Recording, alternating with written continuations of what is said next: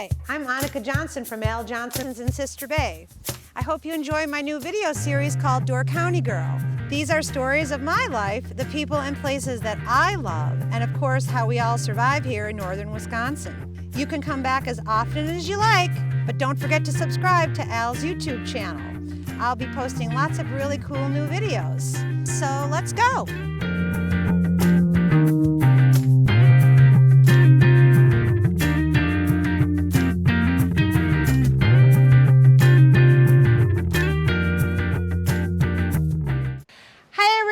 Welcome to another episode of Door County Girl, and I'm here at Peninsula State Park Golf Course. And a couple months ago, I don't know if you remember, if you've seen the episode, if you haven't, you should.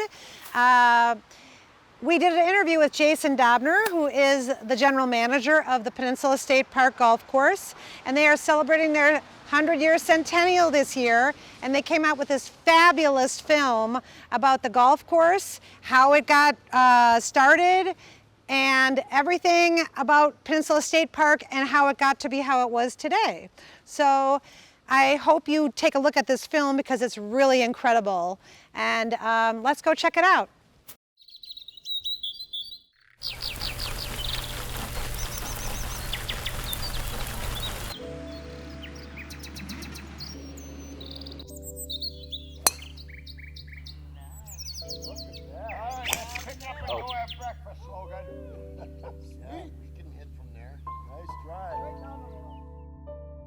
We're celebrating a centennial year. We're celebrating 100 years this year of Peninsula State Park Golf Course. And it started out back in 1914. There was talk from the Ephraim Men's Club about starting a golf course in town. After 1914, things started to kick off when A.E. Doolittle, who was the superintendent of the park at the time, was authorized to set aside two separate tracts of land, both 60 acres, one in Fish Creek and one here in Ephraim. Once they stopped trying to make two courses, which was just over the top, but there were a lot of people who were really interested in golf and they wanted a little country club. As things progressed, the Ephraim Men's Club was kind of taking over that managerial role of the Ephraim golf links, at least. They put together a committee that was consisted of three people: Henry Adolph Anderson, who descendant of the Anderson family; Ole Olson, who was another early steamship agent in Ephraim at the time; and Elias Helgeson as well. What would become the established 6-hole course was first planned the following year in 1921. And when they first started, that whole area back there had precious little trees. I mean, a few little trees. So they had 6 holes and it kind of went back and forth. In 1923, the first 9 holes were completed under E.F. Folda's management, though they had sand greens, and that problem of watering without irrigation remained a barrier to having a full grass course. There's a couple of different versions of the 9-hole golf course. Alex Cunningham was, I believe, the second golf pro here at Peninsula, and he was the original developer of what is now today our hole number 8. Back then, when it was a 9-hole golf course, it was hole number 4. So we played the original 6 down below, but then there was 2, 3, and 4 were located on the upper side of the property. What I do remember about the old 5th hole across the street, there wasn't any traffic for so many years. And we didn't think anything about going across the street and playing that hole and then walking back across the street again.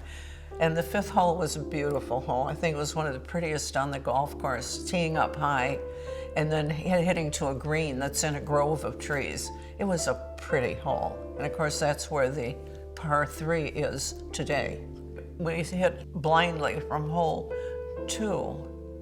And the tee, I always remarked what a beautiful tee it was, hand-built of stone by the CCC during the Depression, along with many things in the park, beautifully built. Incidentally, the resorters started in 1925, soon to be 100 year for the resorters. Well, then in the 30s, they still looked at more open land that existed up there. Yes, there were trees, but we only can guess as to where the trees were. In the 1930s, we went to an 18-hole layout, kind of unique, kind of a different feel to the golf course from what you see today. Some of the different things that you had back then, holes 12 and 17, two par threes, were side by side. Hole number 10 and hole number 18 were side by side. Today we have a beautiful hole that goes down to the water and dog legs to the left, but back in the day it was parallel to the 18th hole up on top. So a lot of changes from what we currently see today. And today's layout happened in the 1960s. There was a transition that happened in the 1960s with a designer, a golf course architect by the name of Lawrence Packard, who was a Ephraim resident at the time. Came up and had some ideas for the people and came up and designed the property that we are playing as of today. Then it was in late 60s that the driving range came into existence, middle to late 60s. And then when we asked for the short course and began to build it, then we called that whole area the Golf Learning Center. And so it includes the short course, it includes the driving range, the putting, and those facilities over there. So it's really evolved from a little tiny 6-hole course over here to a full-blown 18-hole course, plus an area that's made for people to learn. That's the evolution.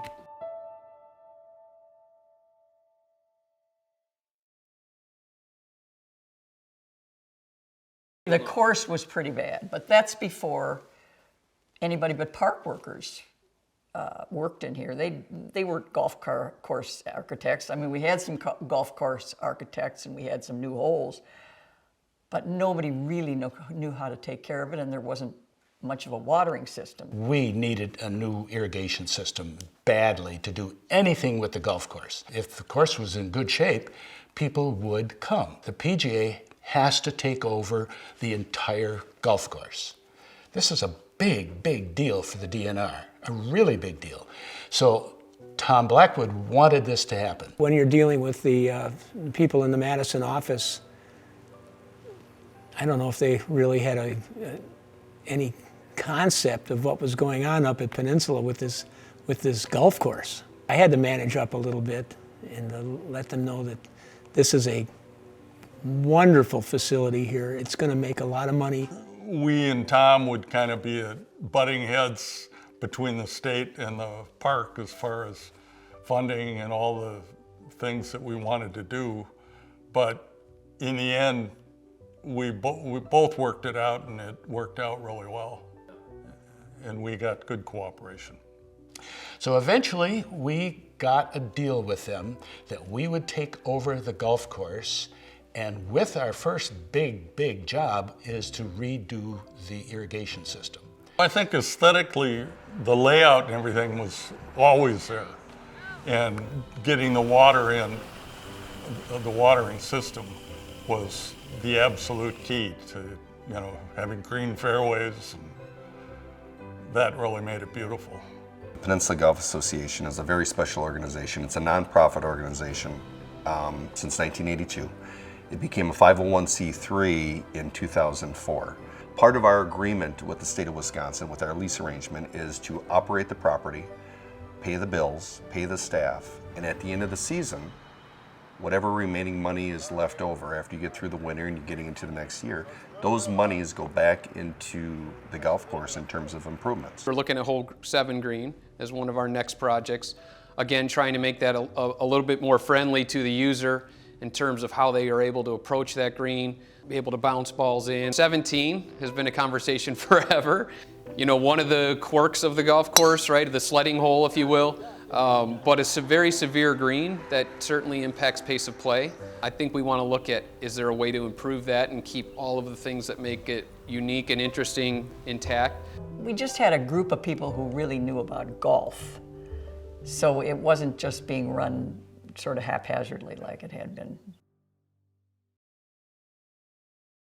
People just think grass grows, you cut grass, and you water grass, and that's all it takes to run a golf course. But it's the little things. I mean, you got to have a good irrigation system. You have to have good equipment. You have to have good people that know how to maintain the equipment. You have to have good management, like our golf course superintendent, Mike Becker, who is constantly the eyes on the ground and out in the golf course doing all the little things that make us different than most properties. We kind of talked about the pace of play and kind of what we need to see out there, and it all comes down to the return customer and people feeling good when they leave the property. we took the rough areas, which is the outside areas from the fairways and around the greens, and we dropped the height in cut, so then you can always find your golf ball. Because we have a lot of wide areas out here that if you hit your golf ball in a certain spot, you'll be driving around looking for it, but you actually drove past it. So now you can actually see your golf ball as you're approaching, and everybody else's golf ball, so you can always help out, point out. So that helps out with the pace of play.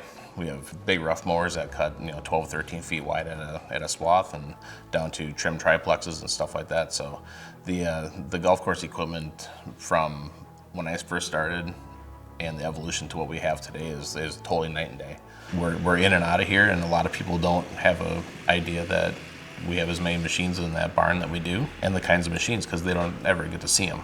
They get to see some of the bigger machines that maintain the outside areas, but they don't get to see the greens mowers and the tee mowers and the fairway mowers and the bunker rake and stuff like that. We're in the middle of the night and out before anyone really sees us.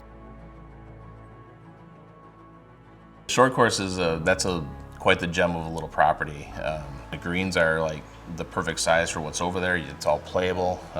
You got pretty good roll, and the golf course is maintained with the same equipment that we use on the main course. As a learning center, and even for people that want to improve their game, that are already accomplished players, they can go over there and feel confident that they're not just playing miniature golf.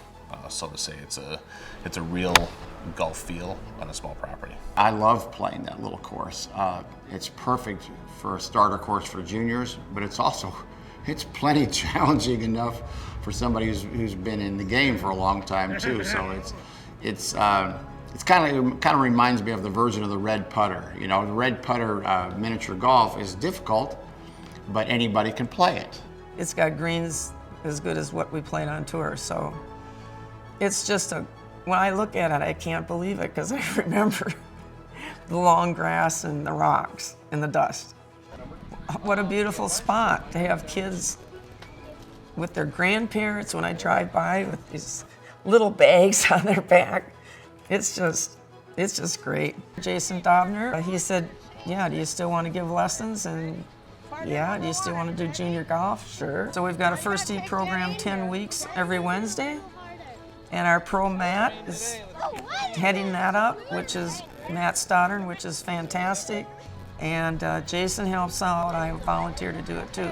So we do that, and then this little junior camp we've done with the help of the Bells twice a summer, 4 days, and 3 days of instruction, and then we get to play.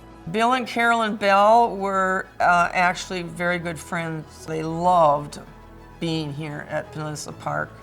And when Carolyn passed away, their son and daughter-in-law wanted to give back to Peninsula money for the junior program to continue.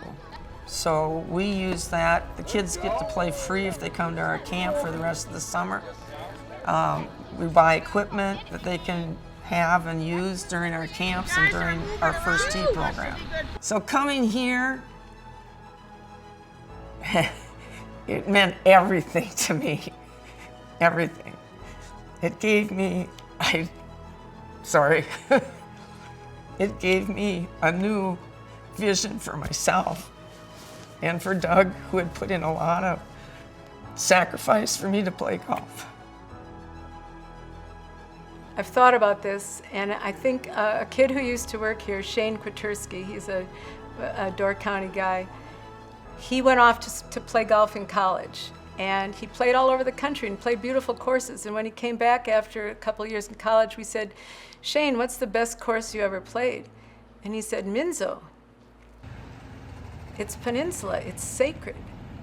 Minzo, it's sacred. And that's how I feel about it. It's just hallowed ground. It's just beautiful, and it's a community, it's people, it's golfers, it's the people that have worked here. We had people in their 90s in that starter booth.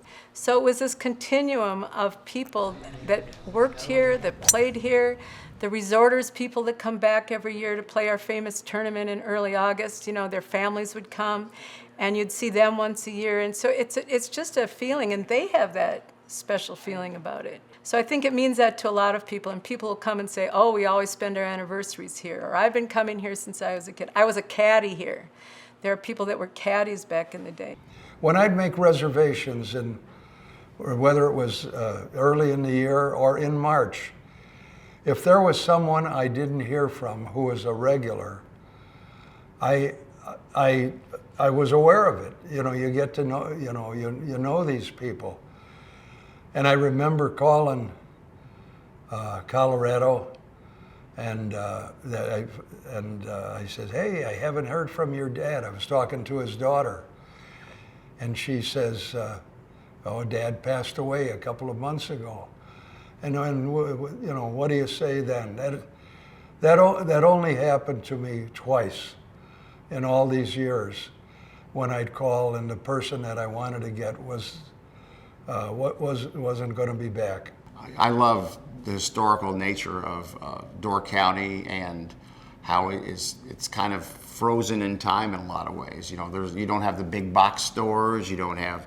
It's all mom and pop. It's got that kind of mom and pop feel. Well, the people is like treat you like part of the family. They look forward to you coming up there every year because we've done it for so many years. The staff has been great, and just coming in and just feeling like old home, and you know, it feels like your club. We had a lovely starter who was just this elegant older gentleman, and a guy came off of 18, and he came up to him and he said, I just played the course, and Harvey said, yes. He said, I lost my ball on 18 in the woods, and Harvey said, oh. And he said, here's my name and address, and if someone finds it, could you please send it to me? And Harvey, being such a gentleman, just said, okay, thank you. They used to just have these funny little tournaments and things that went on, and special cups that they had, and tournaments that they had. Well, you can see it when you have looked around here at the benches that are out that commemorating, like Spencer Gould, Liz Gould, Phyllis Shomo. Maybe someday I'll have a bench. Who knows? Because the course is so special, and the views are so beautiful, and it's in a special place, that if you were part of it, even in a group or just coming to play, it brought people together. I really think it's the best game, especially a game that you can age with. You gotta love the course, you gotta love the land, you gotta love this incredible scenery. And I don't know, people that have to work here in this clubhouse and look across the bay and see Ephraim, there's so much here. I'm still hooked on that. I enjoyed it so much, to my dying day, I'll never regret all the years I spent at Peninsula. A unicorn of a golf course. We put all the proceeds and all the money goes back into the course, and you can see it in the quality of the landscape and the quality of everything. It's not like your typical public course. You know, from the management, like Jason on down, to everybody that works here, it feels like a family.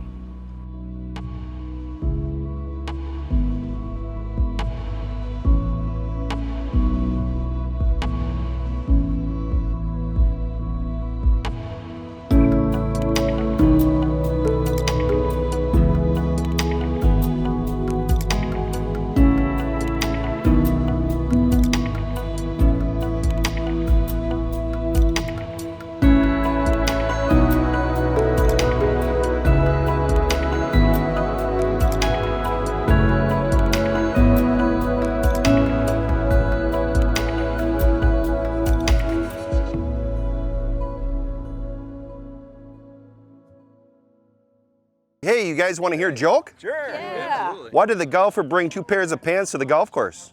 I don't know. In case he got a hole in one. You want to hear another joke? Sure.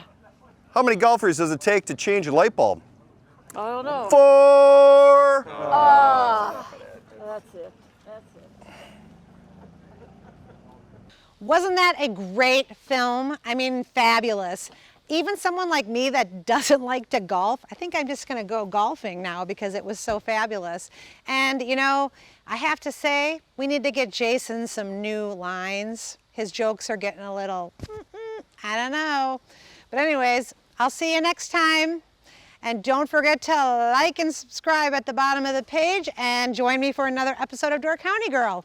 Bye everyone. Thanks for watching Door County Girl. Don't forget to subscribe, and we will see you next time.